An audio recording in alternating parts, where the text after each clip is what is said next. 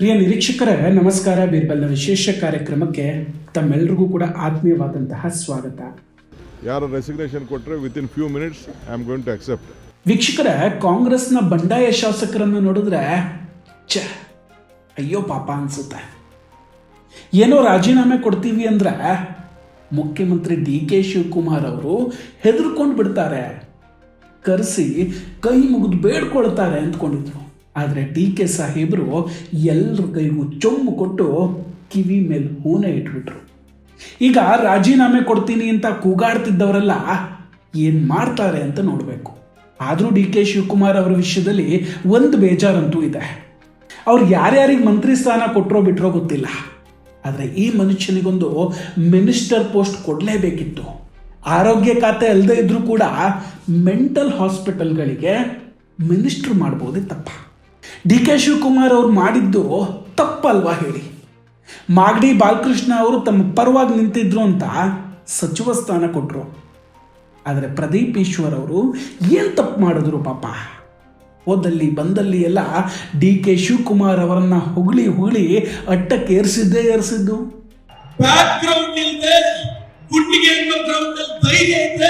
ಒಬ್ಬ ಡಿ.ಕೆ. ಶಿವಕುಮಾರ್ ರಾಜ್ಯಕ್ಕೆ ಪರಿಚಯ ಆಗ್ತಾರೆ.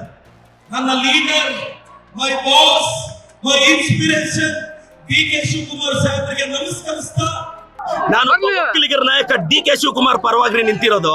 ಏನೇ ಹೇಳಿ, ಡಿ.ಕೆ. ಶಿವಕುಮಾರ್ ಅವರಿಗೆ ಯಾರನ್ನ ಎಲ್ಲಿಡಬೇಕು ಅನ್ನೋದು ತುಂಬಾ ಚೆನ್ನಾಗಿ ಗೊತ್ತಿದೆ ಬಿಡಿ.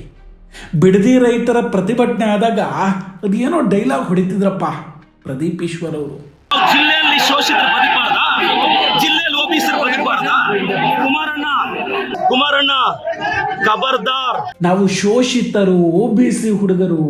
ಕುಮಾರಣ್ಣ ಅವರೇ, ನಿಮ್ಮ ಮನೆಯ ವಾಚ್ಮ್ಯಾನ್ ಆಗೋದಕ್ಕ ನಾವಿರೋದು ಅಂತ ಕೇಳ್ತಿದ್ದ ಪ್ರದೀಪ್ ಈಶ್ವರ್ ಅವರೇ, ಖಂಡಿತ ಇಲ್ಲ.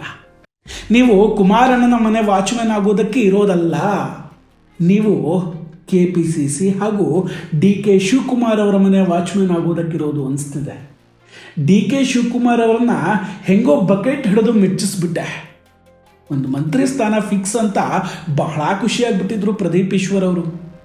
ಬಹಿರಂಗವಾಗಿ ಕ್ಯಾಮ್ರಾಗಳ ಮುಂದೆ ಬಂದು ಮುಂದಿನ ತಿಂಗಳು ನನ್ನ ರಾಜಭವನದಲ್ಲಿ ನೋಡಿ ಅಂತ ತುಂಬಾ ಓವರ್ ಕಾನ್ಫಿಡೆನ್ಸ್ ಆಗಿದ್ರು.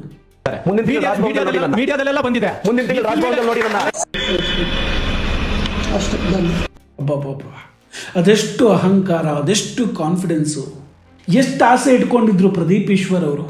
ಆದರೆ ಡಿ.ಕೆ. ಶಿವಕುಮಾರ್ ಅವರು ಎಲ್ಲಿಡಬೇಕು ಅಲ್ಲೇ ಇಟ್ಬಿಟ್ರು. ಅದಕ್ಕೆ ಹೇಳೋದು ಜಾಸ್ತಿ ಹಾರಾಡಬಾರ್ದು ಅಂತ. ಹಾರಾಡಬೇಕು ಅಂದರೆ ಪ್ರಿಯಾಂಕ್ ಖರ್ಗೆ ಅವರಂಗೆ ಪೊಲಿಟಿಕಲ್ ಬ್ಯಾಕ್ಗ್ರೌಂಡ್ ಇರಬೇಕು, ಒಂದೊಳ್ಳೆ ಸರ್ನೇಮ್ ಇರಬೇಕು. ಯಾರಿಗುಂಟು ಯಾರಿಗಿಲ್ಲ ಹೇಳಿ? ಮಲ್ಲಿಕಾರ್ಜುನ್ ಖರ್ಗೆ ಅವರ ಪುತ್ರ ಅನ್ನೋ ಕಾರಣಕ್ಕೆ ಹೋಮ್ ಮಿನಿಸ್ಟರ್ ಪದವಿ ಕೊಡ್ತಾರೆ. ಆದರೆ ಅವರು ನೋಡಿದ್ರೆ 25 ದಿನ ಉಪವಾಸ ಬೇಕಾದರೂ ಮಾಡಿ ಆಮೇಲೆ ನಾನು ಲಾಠಿ ಚಾರ್ಜ್ ಮಾಡ್ತೀನಿ ಅಂತಾರೆ. Quite naturally, to maintain law and order, we had to take a few people in custody. It is demand that you resign from your... Yeah, I will resign. Let them first 25 days, let them go on hunger strike. Then if they don't control, we will do one lathi charge and then I will resign. ಓಹೋ, law and order maintain ಮಾಡೋದಕ್ಕೆ ಪೊಲೀಸರು ಲಾಠಿ charge ಮಾಡಿದ್ರಂತೆ.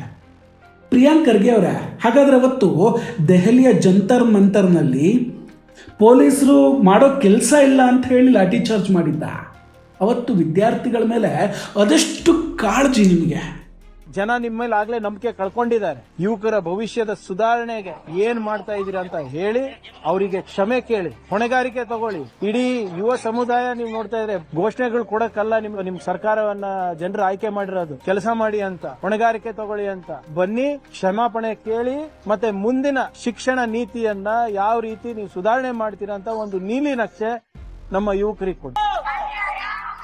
Lottery charge ಮಾಡ್ತಿದ್ದಾರೆ SP sir. ಸಿಟ್ಟು ಬರುತ್ತೆ, ಹೊಟ್ಟೆ ಉರಿಯುತ್ತೆ sir. ತಂದೆ ತಾಯಿ ಕಷ್ಟಪಟ್ಟು ಓದ್ತಿದ್ದಾರೆ, ರೂಮ್ ಬಾಡಿಗೆ ಆಗ್ಲಿ ಕೋಚಿಂಗ್ ಫೀ ಆಗ್ಲಿ ಮೆಸ್ಸಿಗೆ ಆಗ್ಲಿ ಎಲ್ಲದಕ್ಕೂ ಖರ್ಚು ಮಾಡಿದ್ದಾರೆ. ಬೆಳಗ್ಗೆಯಿಂದ ಬಂದಿದ್ದೀವಿ, ಅದಕ್ಕೆ ನಮ್ಗೆ ನ್ಯಾಯ ಬೇಕು ಸರ್.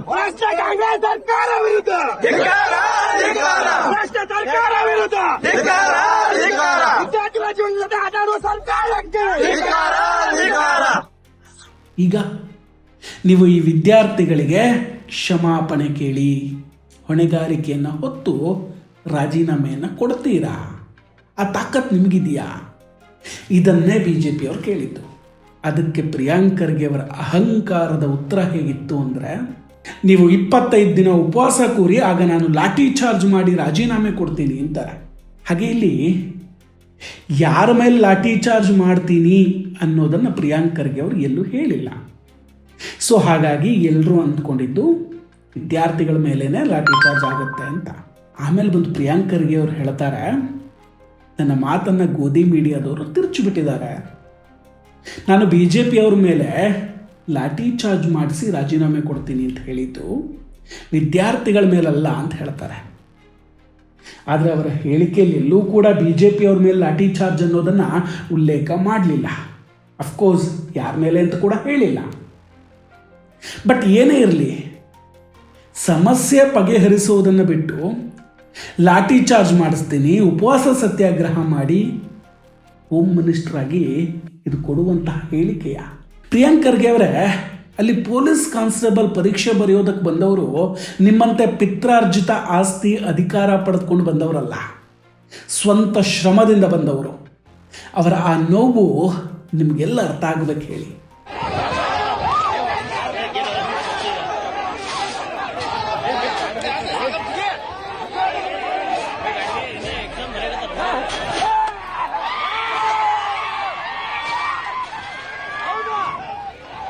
ಏನು ಮಾಡೋದು, ಈ ವಿದ್ಯಾರ್ಥಿಗಳಿಗೆ ಸ್ವಿಗ್ಗಿ ಝೊಮ್ಯಾಟೋದಲ್ಲಿ ದುಬೈನಿಂದ ಫುಡ್ ಆರ್ಡರ್ ಮಾಡೋರಿಲ್ಲ. ಸಮೋಸ ಬಿರಿಯಾನಿ ಹಂಚೋದಕ್ಕೆ ಆ ಜುನೈದ್ ಬಾಯ್ ಕೂಡ ಬಂದಿಲ್ಲ.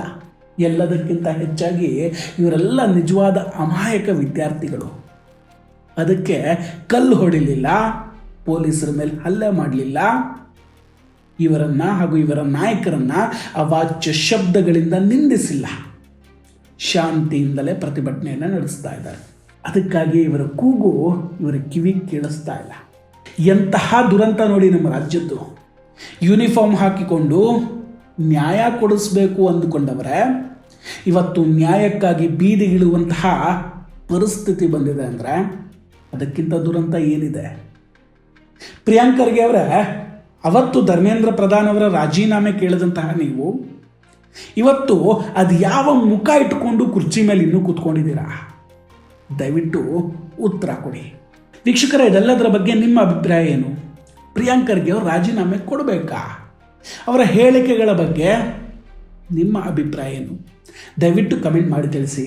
ನಾವು ಕೊಟ್ಟಂತಹ ಮಾಹಿತಿಗಳು ನಿಮ್ಗೆ ಇಷ್ಟ ಆಗಿದ್ದರೆ ವಿಡಿಯೋವನ್ನು ಲೈಕ್ ಮಾಡಿ ಹಾಗೂ ಶೇರ್ ಮಾಡಿ. ಇನ್ನೂ ಕೂಡ ನಮ್ಮ ಬೀರ್ಬಲ್ ಚಾನಲನ್ನು ಸಬ್ಸ್ಕ್ರೈಬ್ ಮಾಡಿಲ್ಲ ಅಂದರೆ ಈ ಕೂಡಲೇ ಸಬ್ಸ್ಕ್ರೈಬ್ ಮಾಡಿ ಹಾಗೂ ಬೆಲ್ ಐಕಾನನ್ನು ಕ್ಲಿಕ್ ಮಾಡಿ.